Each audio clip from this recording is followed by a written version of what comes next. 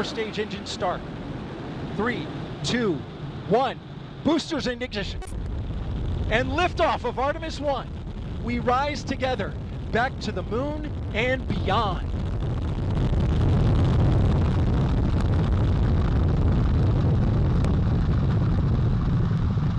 All 4 RS-25 engines on the core stage and 2 solid rocket boosters now propelling the vehicle. Ça y est enfin! Après près de 3 mois de patience et beaucoup de déveines, et aussi des années de développement si on fait remonter les origines du SLS à la RES-5 du programme Constellation, qui durera de 2006 à 2010, nous assistions enfin, ce mercredi aux environs de 7h04 du matin, ou à l'heure affichée à l'écran en cas de changement, au décollage de la nouvelle fusée lunaire SLS, anagramme de Space Launch System, pour la mission Artemis 1. Mais Artemis 1 n'est, et même si cette parenthèse sera courte, pas tout à fait la première mission du programme.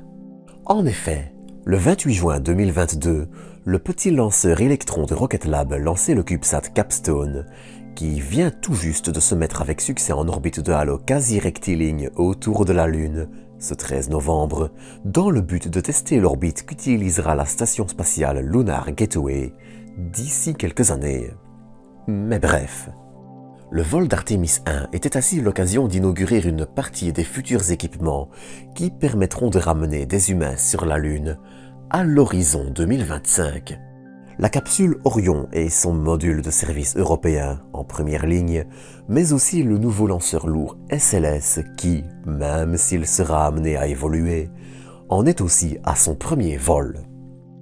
Mais le SLS hérite aussi beaucoup de la richesse du spatial. Par exemple, son second étage, l'ICPS, utilisé sur les lanceurs Delta IV de United Launch Alliance, co-entreprise entre Boeing et Lockheed Martin, et dont le moteur trouve ses origines dans le programme Apollo, même s'il a lourdement évolué au fil des décennies et des générations du moteur. Enfin, dans son ensemble, le SLS reprend aussi beaucoup des navettes. Des boosters rallongés d'un segment, un réservoir central évolué dérivé des navettes, et il utilise aussi 4 moteurs RS-25, moteurs qui ont déjà volé chacun 3, 4, 6 et 12 vols.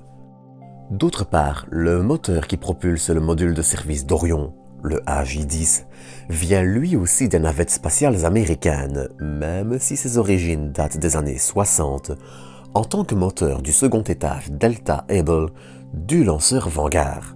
Enfin, le module de service de la capsule, qui est européen, je le rappelle, est aussi dérivé de celui du cargo européen ATV, qui avait pour mission de ravitailler l'ISS. En résumé, et même si le SLS les fait grandement évoluer et apporte plein de nouveautés, il s'inspire aussi des moteurs et architectures les plus fiables du spatial, tout en ajoutant aussi une nouvelle couche de sécurité. Car, et malheureusement contrairement aux navettes, en cas d'échec, le SLS embarque aussi une tour de sauvetage. Cette tour permet ainsi d'arracher la capsule au lanceur en cas d'incident pendant les premières minutes du vol.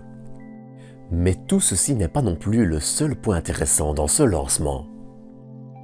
Si l'on parle beaucoup du fait qu'il s'agit du vol inaugural de tout ce beau petit monde, qui, du moins dans le cas de la capsule et du module de service, devrait rester autour de la Lune quelques semaines, et du début du retour de l'homme sur notre satellite, même si c'était un vol à vide, c'est aussi le début d'une mission vers un astéroïde.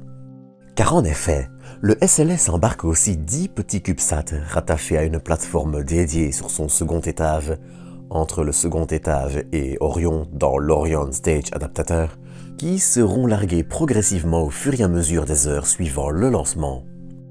On y trouve de tout, des démonstrateurs technologiques, des missions d'études de la Lune et j'en passe, avec entre autres l'étude des glaces d'eau lunaires de la fine atmosphère de notre satellite, un petit atterrisseur d'1 kilo et bien d'autres. Mais l'une d'elles mérite aussi toute notre attention, Near Earth Asteroid Scout, abrégé NEA Scout. Ce petit CubeSat est en effet doté d'une voile solaire pour utiliser les vents de particules émis en permanence par notre étoile et qui sont bien moins forts que ceux que l'on rencontre lors des éruptions, pour modifier progressivement sa trajectoire et tenter de survoler un astéroïde. Et ce ne sera pas non plus n'importe lequel. NEA vise en effet le survol d'un astéroïde géocroiseur, une classe d'astéroïdes dont la catégorie de taille de 1 à 100 mètres est encore parfois mal connue. Les géocroiseurs plus grands et donc plus dangereux étant, vous vous en doutez, mieux répertoriés, NEA Scout devrait ainsi tenter de survoler une cible de minimum 20 mètres, même si celle-ci n'est pas encore connue avec certitude. La dernière en date était 2020 VE, mais elle comptait sur un décollage du SLS en 2020, ce qui est loin, très loin d'avoir été le cas. Pour terminer, ce lancement n'est aussi qu'une partie du tout qui sera nécessaire pour ramener des humains sur la Lune. Si le premier atterrisseur devrait être le Starship de SpaceX, un second devant être sélectionné d'ici quelques mois, même s'il volera lui plus tard, et le développement de la combinaison lunaire, fraîchement confiée au privé, est encore loin d'être achevé. Même s'il est aussi crucial pour la sécurité des astronautes de faire mieux qu'avec Apollo. Mais ça, c'est un autre sujet. En attendant, c'est ici que je vais vous quitter pour aujourd'hui.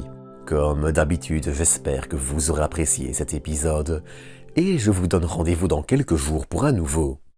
D'ici là, prenez soin de vous, prenez soin des autres et à très bientôt pour de nouvelles doses d'espace.